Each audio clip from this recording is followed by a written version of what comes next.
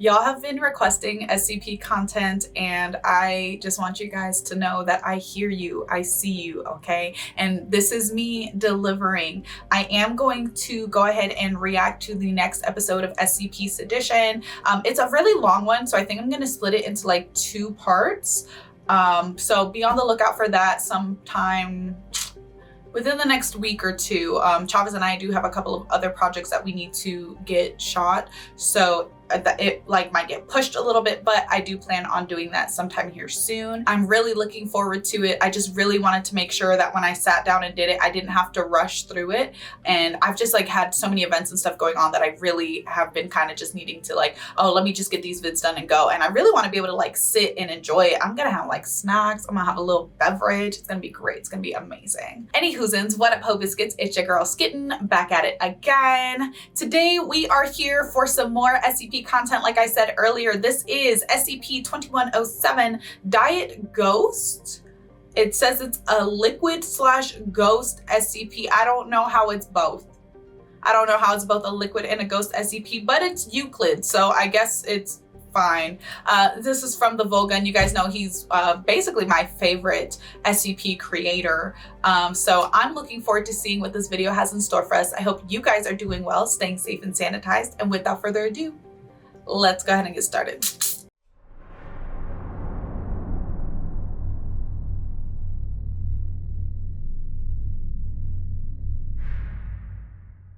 Good afternoon, everyone. It's in a can. My name is Dr. Miller, and the SCP we're going to be looking at today is SCP-2107. Object Class: Euclid. Right. Special Containment Procedures. All instances of SCP-2107 are to be stored in a CNSI, compact non-sentient inert containment locker at Site-19. I love that they have to make that clarification. Please do not store this SCP inside of another SCP. Any number of instances may be moved to a refrigerated CNSI unit in advance of experimental trials. So you can enjoy it cold. Mobile Containment Task Force Theta-61, carbonation-based lifeforms, is responsible for coordinating routine screenings for new instances of SCP-2107 at retail venues, which are considered probable locations for appearance.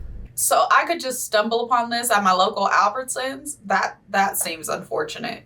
Newly discovered instances are to be acquired by conventional methods when possible. Don't steal them. For larger quantities, or in cases where a retailer's proprietor is deemed likely to become problematic, acquisition protocols 0014, covert theft, 0015, overt theft, and 0047, impersonation of federal agency, may be utilized with authorization from staff with security clearance 3-2107 or higher. Okay. Individuals exposed to the anomalous properties of SCP-2107 are to be treated with Class A amnestics and remitted to the nearest civilian hospital for any medical care rendered necessary following exposure. Damn, okay. Description: SCP-2107 designates a soft drink brand known as Diet Ghost TM, which displays anomalous properties when imbibed. SCP-2107 has to date only been encountered packaged by the individual can. Okay. With 3 to 7 minutes of ingestion, subjects classified SCP-2107-A begin to experience paranormal activity that most often falls within the colloquial expectations of an individual being haunted by a ghost or other paranormal entity. What the hell? The effect continues until an as-of-yet undetermined point in the breakdown of SCP-2107 within the subject's body, approximately 1 to 3 hours after ingestion. Research has confirmed that the intensity of the haunting effect, herein defined by the quantity of individual paranormal facets, the probability of physical harm, and the severity of said harm, is directly proportional to the quantity of SCP-2107 imbibed. What the hell? SCP-2107 cans are the traditional variety used for soft drinks, being uniform in design and non-anomalous in composition and behavior. So it's not the container, it's the actual drink itself That's what they mean, I guess, by it being a liquid/ghost SCP. You know how mad I would be? Do you have any idea how angry I would be if I drank a soda and then it made it so that I was haunted? I would be so angry. The can features a light blue background with the Diet Ghost TM logo prominently featured. The catchphrase, "Scare your thirst," appears beneath the logo. Not even a Most good catchphrase. instances also have a sticker on the can with the text, "Made with natural ghosts," printed on it. It is unclear if cans lacking this sticker were distributed this way, or if the sticker was removed before acquisition. Right. The cans bear no nutritional information. The liquid contents are non-anomalous in chemical composition and within normal parameters for a traditional diet soft drink. Okay. Discovery. Initial discovery occurred on 05/13/2012 when 7 cans of SCP-2107 were purchased by Foundation personnel at a local supermarket in a redacted location during a routine restocking of Site-19's recreational facilities. Damn.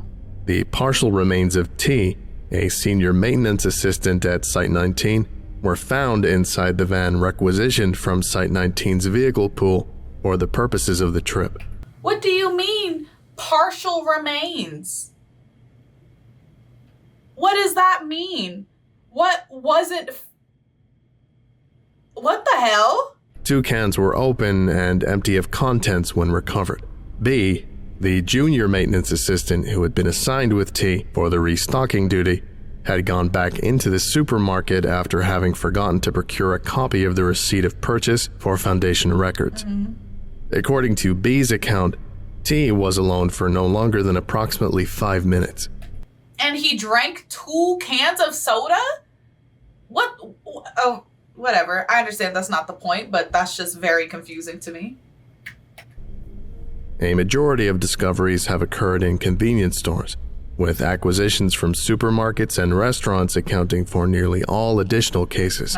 Employees of retail locations where instances have been discovered have professed no prior knowledge of the product's existence, and records of inventory acquisition have shown no references to SCP-2107. Weird. SCP-2107 has now been recovered from retailers in 37 states and 2 Canadian provinces. Production and distribution of SCP-2107 is currently under investigation. So it hasn't made it across the pond yet. Europe is still good. Good to know. SCP-2107, abridged experiment logs. Of course there's experiment Level 2 logs. security clearance required. Trial number 1. Quantity of SCP-2107 ingested, 30 milliliters. I don't know how much that is. Result.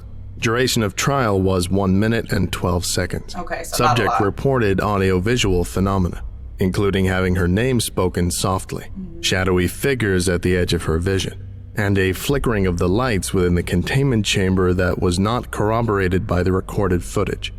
So is she being haunted or is it a hallucinogen? Debriefing revealed the subject to have enjoyed the experience overall. The subject described the taste of SCP-2107 as bland but refreshing. Trial number 6. Quantity of SCP-2107 ingested, 90 milliliters. Still don't know how much that is. Result. Subject experienced intermittent activity similar to the phenomena in previous experiments for over an hour before new effects presented. At 1 minute 20 seconds, the subject began to experience moderate bleeding from the nose without identifiable physical cause. Simultaneously, the recording equipment began to encounter interference of a magnetic nature that lasted for 2 minutes. This is noted as the first instance where activity was observable by non-SCP-2107A sources in Foundation trials. So it is real ghosts. The bleeding continued unabated for several minutes, causing severe distress to the subject. All effects ceased at 1 minute and 28 seconds. Trial number 07. Quantity of SCP-2107 ingested, 90 milliliters. Result. Trial begins with activity patterns identical to those described by the subject in Trial 1. Subject's nose began to bleed at the 19-second mark. At 23 seconds, subject began emesis due to a combination of distress and nausea caused by the presence of their own blood. This is evaluated to be purely physiological in nature and non-anomalous. Damn. Following emesis, a majority of the activity ceased. Subject reported still having intermittent hallucinations in his peripheral vision until 48 seconds. Right.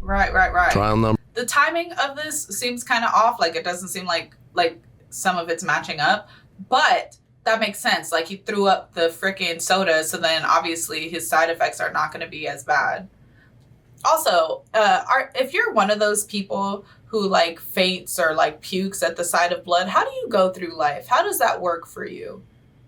I've never been like that. So I don't like seeing other people's blood, but like my own blood, I'm kind of just like, I mean, yeah, I have that. So maybe it's just because like I'm really clumsy. So like I'm very used to seeing my own blood. Trial number 14.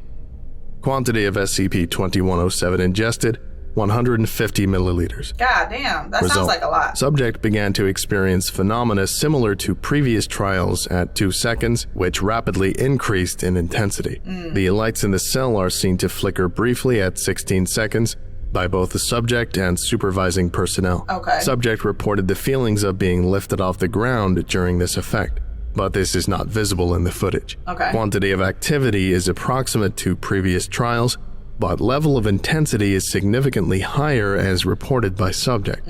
Effects began to subside at 54 seconds and had ceased entirely at 59 seconds. So it only lasts like a minute? Subject observed taste as average, but expressed difficulty in elaborating upon this description. Okay. Trial number 31. Quantity of SCP-2107 ingested, 270 milliliters. Result. Subject experienced no activity until 31 seconds, at which point all electronics within a 10-meter radius failed for approximately 17 seconds. Damn. When power returned, subject had fallen to the ground unconscious, and the trial was ended. Well, that escalated quickly. God damn. Personnel entered the containment cell and confirmed the subject had expired. What? Upon autopsy, subject's body was found to be void of most major internal organs. What? No incision marks or signs of trauma were present. They stole his guts? Note: future experiments are suspended without authorization from staff with security clearance for 2107. What? Addendum 1227, 2014.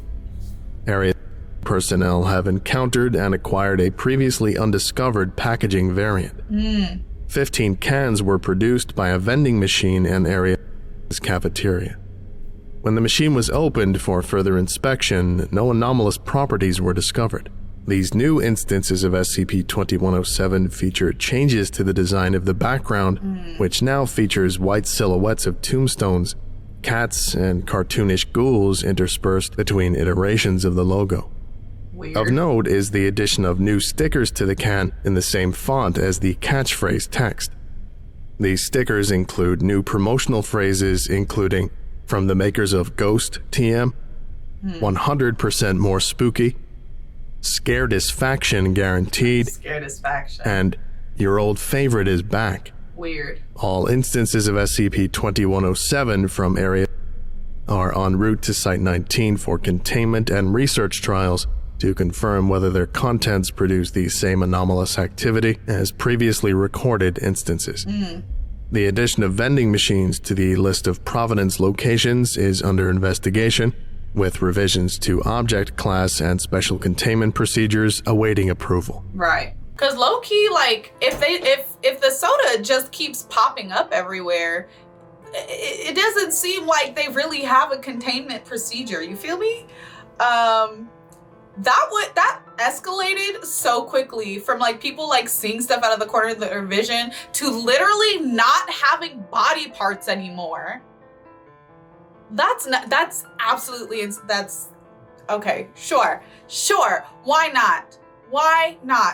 I will say Chavez and I have been drinking more diet soda lately, just because like regular soda has a lot of sugar in it, and we're, both on our, fitness journeys right now. And our favorite currently is the sugar-free strawberries and cream Dr. Pepper, and it is so good. It's so good, you guys. Like, it's chef's kiss.